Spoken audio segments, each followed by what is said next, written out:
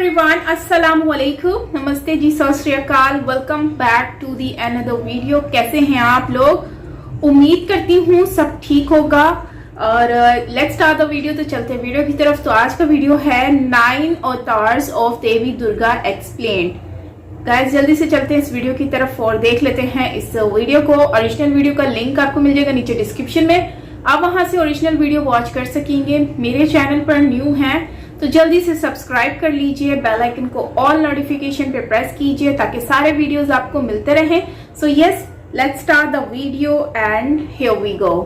नमस्ते दोस्तों, आप सभी का हाइपर क्वेस्ट के एपिसोड नंबर 25 में स्वागत है। दोस्तों सबसे पहले तो आपको नवरात्रि और आगामी श्री राम नवमी जी की ढेरों शुभकामनाएं। आज के एपिसोड में हम लोग माँ दुर्गा जी के जो 9 अवतार हैं, जिनकी हम 9 दिन उपासना करते हैं, उनके पीछे के विशिष्ट ज्ञान को समझेंगे और जानने की कोशिश करेंगे कि माँ के 9 अवतारों से हमारे मानव जीवन के विषय में क्या गुण ज्ञान जानने को मिलता है। दोस्तों शाक्त संप्रदाय में माँ दुर्गा को ब्रह्म के निराकार रूप का स्वगुण स्वरूप माना जाता है और ये दुनिया में शायद इकलौता ऐसा संप्रदाय है जहाँ पर ब्रह्मांड की उत्पत्ति के पीछे की जो शक्ति है उसको स्त्री रूप में देखा जाता है।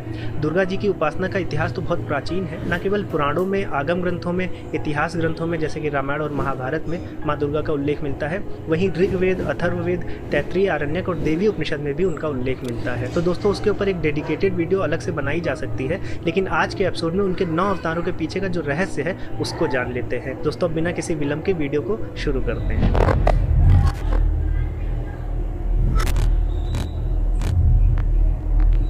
दोस्तों सनातन धर्म में जब अवतारों की बात होती है तो जहां एक तरफ विष्णु जी के दशावतार प्रसिद्ध हैं, वहीं दूसरी तरफ माँ दुर्गा के 9 अवतार। और जहां विष्णु जी के दशावतार पूरी मानवता के एवोल्यूशन को दर्शाते हैं, जैसे उनका प्रथम अवतार मत्स्य रूप, ये दिखाता है कि कैसे समुद्र से जीवन की उत्पत्ति हुई। उसके बाद उनका कूर्म अवतार कि कैसे समुद्र से थल पर जीवन आया, फिर वराह अवतार कि कैसे जंगली जानवर बने, फिर नरसिंह अवतार कि जानवर से मनुष्य की उत्पत्ति हुई, और उसके बाद आने वाले अवतार जैसे कि परशुराम, राम, कृष्ण, बुद्ध और कल्कि, ये अवतार ऐसा दिखाते हैं कि कैसे बौद्धिक क्षमता जो थी इंसान की धीरे धीरे बढ़ती गई और साथ में ही कैसे उनकी आकांक्षाएं बढ़ती गई। तो जहाँ पर विष्णु जी का अवतार हमें पूरी मानवता के बारे में बताता है, वहीं पर जो दुर्गा जी के 9 अवतार हैं वो पर्टिकुलर एक व्यक्ति के, मतलब इंडिविजुअल आदमी के, इंडिविजुअल औरत के जो जीवन के अलग अलग पड़ाव हैं उनको समझाते हैं। तो आइए एक एक करके माँ दुर्गा के हर एक अवतार के पीछे की गहराई को समझते हैं।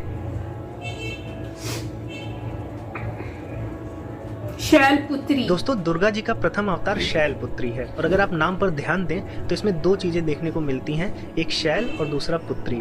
शैल का मतलब होता है पर्वत और पुत्री का मतलब आपको पता है डॉटर। तो शैलपुत्री का मतलब हो जाता है कि the daughter of the mountain, मतलब पर्वत की पुत्री। और ये जो रूप है माँ का, ये सबसे प्रिमिटिव रूप है, मतलब अभी वो पैदा हुई है। और अगर इस अवतार की तुलना की जाए तो हम इस अवतार की तुलना एक नवजात शिशु से कर सकते हैं जो तुरंत पैदा हुआ होता है। और जब शिशु पैदा होता है तो अपने नाम से नहीं जाना जाता है, वो माँ बाप के नाम से जाना जाता है। इस अवतार का, माँ के इस अवतार का स्वयं का नाम नहीं है, वो अपने पिता के नाम से जानी जा रही हैं, शैलपुत्री। ऐसे ही बच्चे भी अपने पिता या माँ के नाम से जाने जाते हैं। और अगर आप स्वरूप को देखें तो माँ के केवल 2 हाथ दिखाए गए हैं। और यूजुअली क्या होता है कि माँ दुर्गा जी के 4 हाथ या 8 हाथ, अष्टभुजा या फिर 18 भुजाएं दिखाई जाती हैं, उनका विकराल रूप होता है। लेकिन ये उनकी जो फॉर्म है ये सबसे आधारभूत स्वरूप है, अभी बस पैदा हुआ है, तो इसीलिए इनके 2 हाथ दिखाए गए हैं। एक हाथ में है त्रिशूल और एक हाथ में है कमल। तो त्रिशूल जो है वो विध्वंस का प्रतीक है, असुर मर्दन का प्रतीक है, वहीं कमल जो है वो सौम्यता का प्रतीक है। तो जैसे बच्चे में कई ढेर सारे पोटेंशियल होते हैं कि बड़ा होकर क्या क्या करेगा एक नवजात शिशु में, वैसे ही माँ दुर्गा में भी बहुत पोटेंशियल है कि जहाँ एक तरफ वो असुरों का मर्दन कर सकती हैं, त्रिशूल उठा सकती हैं, वेपन उठा सकती हैं, वहीं दूसरी तरफ जो कमल है वो इस बात को दिखाता है कि माँ शांति, आनंद और धर्म की स्थापना भी कर सकती हैं। ये उनका पोटेंशियल है। तो ये सबसे आधारभूत स्वरूप है, पहला स्वरूप है, इसीलिए तो माँ दुर्गा कहा जाता है। कर सकते हैं।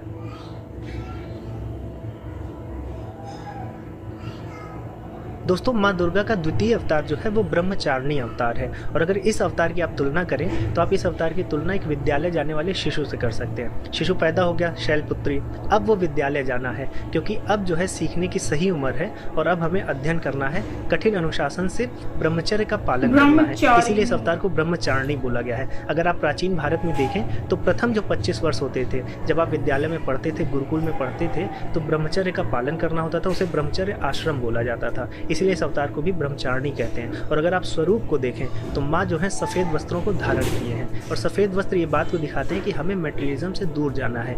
ये उम्र जो हमारी है वो त्याग और तपस्या की है, पूरा फोकस हमको अध्ययन में लगाना है। इसलिए माँ सफ़ेद वस्त्र धारण की हैं और दोनों हाथों में, एक में कमंडल है और एक में माला है, जो उनका तपस्विनी स्वरूप है। मतलब ये जो स्वरूप है ये त्याग और तप का स्वरूप है। अपने जीवन को उत्कृष्ट बनाने के लिए आपको प्रथम जो 25 वर्ष हैं इसमें मेहनत करनी होती है, सांसारिक प्रपंच से दूर जाना पड़ता है, और ऐसा हर विद्यार्थी को करना पड़ता है अगर उसे जीवन में सच में कुछ अच्छा करना है, कुछ अच्छी दिशा में आगे बढ़ना है। इसीलिए इस स्वरूप की तुलना आप विद्यालय में पढ़ने वाले, गुरुकुल में पढ़ने वाले एक शिशु से कर सकते हैं। यही माँ दुर्गा के ब्रह्मचारिणी अवतार के पीछे की मीनिंग है। चंद्र घंटा, माँ अच्छा दुर्गा ये का वही है तीसरा ना जो अवतार इधर से चंद्र ऐसे घंटा लगाया है, हुआ था। और ये माँ का सबसे संपन्न स्वरूप है। जहाँ पर आपने देखा कि शैलपुत्री में 2 ही हाथ थे, ब्रह्मचारिणी में 2 ही हाथ थे, यहाँ पर माँ के 10-10 हाथ हैं। और जहाँ कुछ हाथ शस्त्रों से सुशोभित हैं, वहीं दूसरी तरफ कुछ हाथों में कमल, घंटा, कमंडल और पानी का कलश है। तो यहाँ पर माँ भक्ति और शक्ति से परिपूर्ण है। माँ का ये जो स्वरूप है, ये जैसे विद्यालय से, गुरुकुल से जब बच्चा पढ़ लेता है और नौजवान हो जाता है और उसके पास ढेर सारी स्किल्स आ जाती हैं, अब वो जीवन में तैयार हो गया है किसी भी अपॉर्चुनिटी को ग्रैस्प करने के लिए, किसी भी तरह के संघर्ष के लिए, तो माँ का ये स्वरूप जो है उस विद्यार्थी की तरह है जिसने पढ़ाई पूरी कर ली है। जैसे माँ ने ब्रह्मचारिणी रूप में तपस्या की, त्याग किया, और फिर उसके बाद जो है उनको इस तरह की ढेर सारी विद्याओं का ज्ञान हो गया। और उसके बाद देखें तो माँ के मस्तक पर तीसरी आंख भी खुल गई है, जो इस बात का प्रतीक है कि माँ आप किसी भी तरह के संघर्ष के लिए तैयार हैं, विजिलेंट हैं। अगर शत्रु आएंगे तो उनका दमन करेंगी, और अगर जरूरत पड़ी तो धर्म की स्थापना करेंगी। तो जिस प्रकार एक विद्यार्थी अपने जीवन के लिए पूर्णतया तैयार हो जाता है, ढेर सारी स्किल्स को बटोर लेता है, ये स्वरूप उसी को रिप्रेजेंट तो वो चंद्र घंटा वाले तो बात पहले भी हाईलाइट की गई थी, अभी हमने एक वीडियो देखी थी। दोस्तों माँ दुर्गा का चौथा अवतार कुष्मांडा है, और अगर आप कुष्मांडा नाम को ध्यान से देखें, उसका संधि विच्छेद करें तो कु का मतलब होता है छोटा, लिटिल, ऊष्मा का मतलब होता है ऊर्जा या फिर हीट, और अंडा का मतलब तो आपको पता ही है एग होता है। तो ये जो माँ का स्वरूप है ये कॉस्मिक एग का स्वरूप है, और ऐसा माना जाता है कि जब कुछ नहीं था तब माँ ने ब्रह्मांड की रचना इसी स्वरूप से की थी। तो इस स्वरूप की तुलना हम एक गर्भवती महिला से कर सकते हैं कि मतलब जैसे माँ ने ब्रह्मांड को रचा, वैसे ही अब एक गर्भवती महिला भी एक नए जीवन की रचना करने वाली है। और अगर आप ध्यान से देखें तो इस स्वरूप में माँ एक मटका को भी लिए हुए हैं, और ऐसा माना जाता है कि उसमें शहद या फिर अमृत होता है। और अगर आप ध्यान दें तो हमारी पौराणिक कथाओं में मटके को गर्भ का प्रतीक माना जाता है। बहुत ढेर सारी कथाओं में आपको देखने को मिलेगा सिंबॉलिक रूप से कि मटके से शिशु उत्पन्न हो रहे हैं, तो इसलिए मटके को गर्भ का प्रतीक माना जाता है। इसलिए माँ के स्वरूप में मटका है, और हम माँ के स्वरूप को एक गर्भवती महिला के स्वास्थ्य और शक्ति के सिंबल की तरह देखते हैं, जो एक नए जीवन को उपजने वाली है।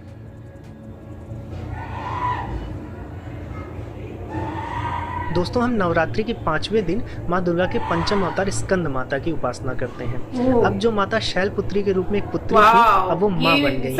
अब उनकी पहचान जो है माँ के रूप में है, इसलिए उनका नाम उनके पुत्र स्कंद, जो कि भगवान कार्तिकेय हैं, उनकी माता के होने से है। मतलब अब वो स्कंद माता है। तो ये जो रूप है, स्वरूप है माँ का, ये एक माँ का स्वरूप है। जब कोई गर्भवती महिला माँ बन जाती है तो उसके स्वरूप की तुलना इस स्वरूप से कर सकते हैं। और यहाँ पर अगर आप देखें तो माँ ममतामयी है, पुत्र वात्सल्य से परिपूर्ण है, इसलिए यहाँ पर उनके हाथ में कोई शस्त्र नहीं दिखाया गया है। अभी उनका पूरा ध्यान अपने शिशु पर है। जैसे एक माँ ममता से भर जाती है, ममतामयी हो जाती है और अपने शिशु को ध्यान में रखती है, इसीलिए माँ के स्वरूप में आप देखिए कि उनकी गोद में उनके पुत्र स्कंद भगवान भी बैठे हुए हैं। और ये माँ का जो स्वरूप है मातृत्व का स्वरूप है, इसीलिए स्कंद माता को गॉडेस ऑफ मदरहुड भी बोला जाता है। तो माँ के स्वरूप की तुलना हम एक माता से कर सकते हैं जिसने अभी एक शिशु को जन्म दिया है।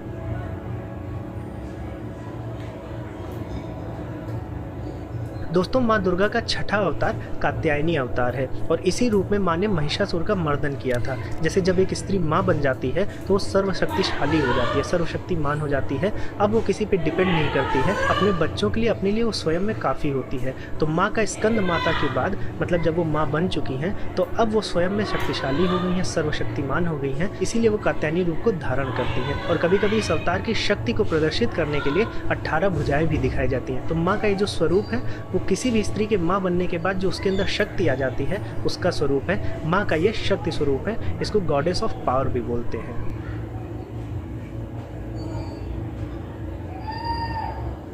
दोस्तों माँ दुर्गा का सप्तम अवतार कालरात्रि है, जिसे हम काली भी बोलते हैं। और कालरात्रि का अगर आप अर्थ देखें तो दो तरह के हमें अर्थ देखने को मिलते हैं। एक कालरात्रि का अर्थ होता है कि रात्रि की तरह काला, और दूसरा अर्थ होता है कालरात्रि का कि काल को निगल जाने वाला। तो ये जो माँ का रूप है ये बहुत प्रचंड प्रलय रूप है। मतलब यहाँ पर अंधेरे से अगर आप निकालें तो अंधेरे का मतलब है कि सृष्टि का प्रलय हो गया है। जहाँ पर काल सृष्टि को लील रहा है वहाँ काल को लील रही है काली। तो माता का जो है बहुत क्रोध रूप है और रौद्र रूप है। इसमें माँ के सब्र का बांध टूट चुका है, और इसी रूप में माँ ने रक्त बीज के रक्त को पीकर रक्त बीज का वध कर दिया था। और उनके क्रोध की सीमा इतनी बढ़ गई थी कि स्वयं उनके पति शिव जी को आना पड़ा था उनको संभालने के लिए। तो ये माता का बहुत रौद्र रूप है, जो ये दर्शाता है कि जहाँ एक स्त्री अपनी ममता से एक नए जीवन को रच सकती है, ब्रह्मांड को रच सकती है, एक नवजात शिशु को रच सकती है, वहीं समय आने पर धर्म की स्थापना के लिए वही स्त्री रौद्र रूप धारण करके जीवन को ग्रहण भी कर सकती है। जब ब्रह्मांड की रचना हो सकती है तो ब्रह्मांड का प्रलय भी हो सकता है। इसीलिए एक स्त्री जहाँ पर एक शिशु को जन्म दे सकती है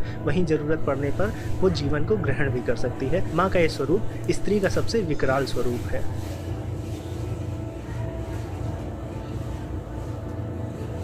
दोस्तों पंचम अवतार में माँ दुर्गा माँ बनने के बाद, स्कंद माता बनने के बाद अपनी शक्तियों के उत्कृष्ट पद पर चली जाती हैं। जैसे कि उन्होंने कात्यायनी रूप लिया जो कि एक सर्वशक्तिशाली रूप है। उसके बाद उन्होंने कालरात्रि रूप लिया जो उनका रौद्र और बहुत क्रोध का रूप है। तो ये जो रूप है ये माता के सबसे परिपूर्ण रूप है, कंप्लीट रूप है, उनके सबसे उग्र रूप है। तो इसलिए आप देखिए कि षष्ठी सप्तमी के बाद माँ की जो पूजा अर्चना है, उपासना है, बहुत तीव्र हो जाती है। सप्तमी अष्टमी नवमी का बहुत महत्व है। लेकिन जहाँ पर माँ ने एक कात्यायनी और कालरात्रि रूप में अपने रौद्र रूप की एक पराकाष्ठा को दिखाया, वहीं उन्होंने ये भी बताया कि वो शांति, सुंदरता और सौम्यता की भी पराकाष्ठा पे जा सकती हैं। और वही ये स्वरूप है महागौरी का। तो माँ का जो अष्टम अवतार है वो महागौरी का अवतार है, और महागौरी के स्वरूप में वो अपने पति शिव जी के साथ और अपने पुत्रों गणेश जी और कार्तिकेय जी के साथ एक पारिवारिक सौहार्द के रूप में रहती हैं। तो ये जो स्वरूप है माँ का, वो किसी भी स्त्री या पुरुष को उसके परिवार के उन्नति और सुख के प्रति जो उत्तरदायित्व है उसको याद दिलाता है। महागौरी स्वरूप माँ का अत्यंत प्रेममयी, प्रेमपूर्ण स्वरूप है। अब हम अंतिम स्वरूप की चर्चा कर लेते हैं।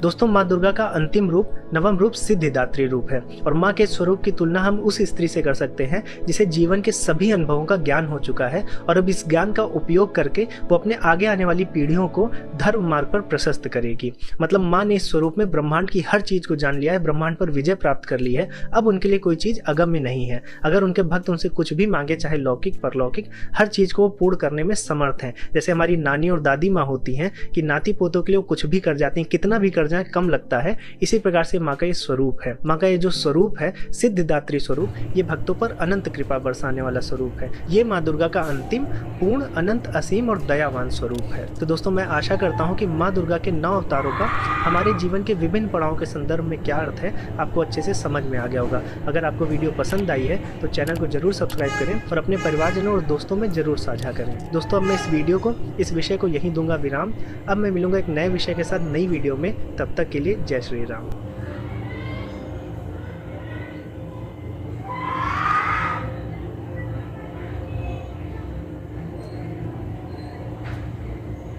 तो गाइस यहीं पे वीडियो एंड होता है। आपने देखा कि माँ दुर्गा जो है उनके 9 अवतार्स, मतलब कि 9 रूप जो है वो हमने देखे। एक्चुअली ये मेरे लिए एक बहुत ही यूनिक और डिफरेंट सी नॉलेज थी, जो कि इससे पहले अगर मैं सच कहूँ तो इन अवतार्स के बारे में मुझे इतना क्लैरिटी के साथ नहीं मालूम था कि उनके हाथ में कमल क्यों है, उनके हाथ में मटका क्यों है, या फिर उनके हाथ में त्रिशूल क्यों है। मतलब हर रूप में कुछ ना कुछ डिफरेंट चीज नजर आई है। तो विच मीन इज दैट कि इन डिफरेंट रूप्स का मतलब है, एक बहुत ही गहरा मतलब है कि माँ दुर्गा बेसिकली अगर मतलब कि माँ का रोल अदा करते हुए वो जो है वो उनके हाथ में कुछ भी नहीं है, बट जो है वो बच्चा, मतलब लाइक उनके गोद में एक बच्चा है। तो जिसका मतलब ये है कि वो सिर्फ अपने बच्चे के ऊपर फोकस कर रही है, उनको किसी से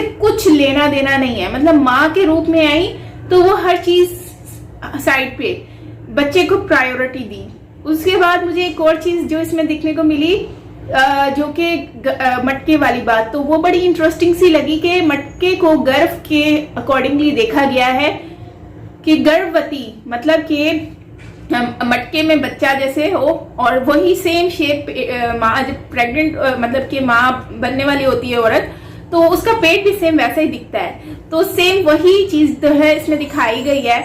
और सबसे यूनिक चीज मुझे लगी वो चंद्र घंटा वाली। तो मैंने अभी रिसेंटली एक वीडियो देखी जिसमें रमजान का चांद निकला, तो उसी के साथ जो है चांद के नीचे एक डॉट पड़ा हुआ था, जो कि सेम टू सेम चंद्रमा जो है उनके यहाँ पर डॉट पड़ा हुआ है। तो सेम यहाँ पर ना, तो लोग मतलब कि आप सनातनी जो है वो ये कह रहे हैं कि मतलब ये चंद्रमा घंटा जो है उन्होंने अपने दर्शन कराए हैं।